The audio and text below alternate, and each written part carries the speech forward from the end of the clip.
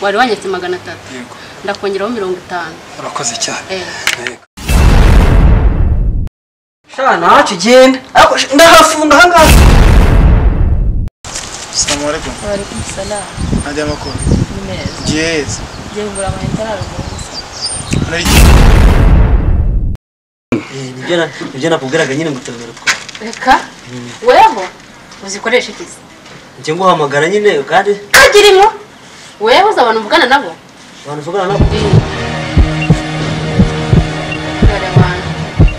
wakakanumiro kajya kwishima sinari mu mvugana ntiko mukomera muteka ariko ngo waranyambaye neza ameza 4 amafaranga bwoko ki amafaranga muteka ariko se ko wumva arayo umutekano urumva arayo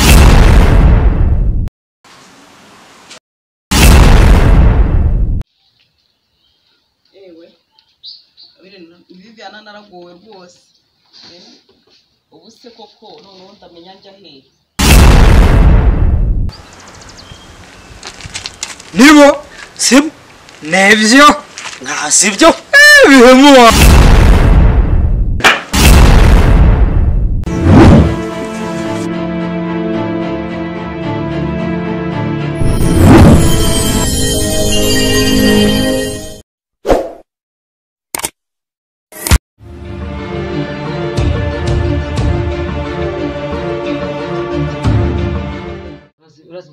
What?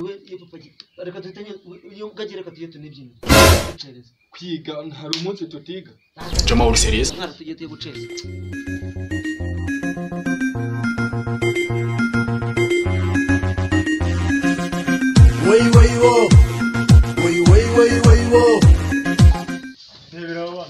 uvuze ngo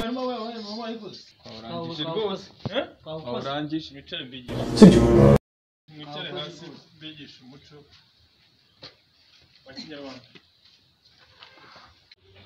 Kikosha. Zigusakuza. Oya, papa kitwimenyere gusakuza. Ibyo byo gusakuza ntabyo tuzi. Ngiye gusakuza ndabizi. Umfasha nyuko tubishore. Nzi kunyanya. Agasimba gasumba gafundi. Kagasumbye rya rugora.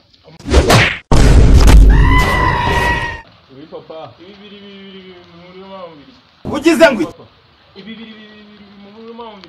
Sanakubeshe munumvisha ibintu bibiri. Imboga imbere y'ingoro y'umwami. Imboga imbere ngari. Dagashwingi. Papa ngenye kose. Imboga irarisha imboga imbere y'ingoro y'umwami. urabeshya Gose nabundi ari kukubeshya. What? Ari kuvuga numvishemo. Imboga irarisha imboga imbere y'ingoro y'umwami. Aha, ni wumva subiramo numva. Imboga irisha imboga imbere Yesu Uyu muntu ashobora kuba asa.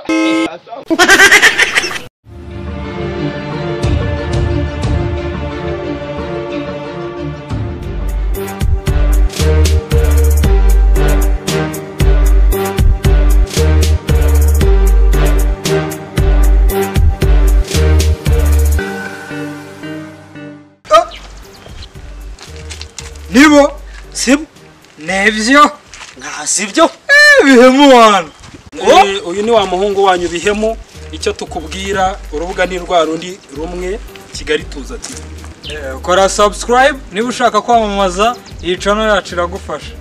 Okay, ni wa musore wanyu ni kidobya ewana. Nukuvuga ngo kora like turi kumwe. Ni wa muhungu wanyu Kazungu, kora share, kore na like. ubundi twimanukire Kitwiki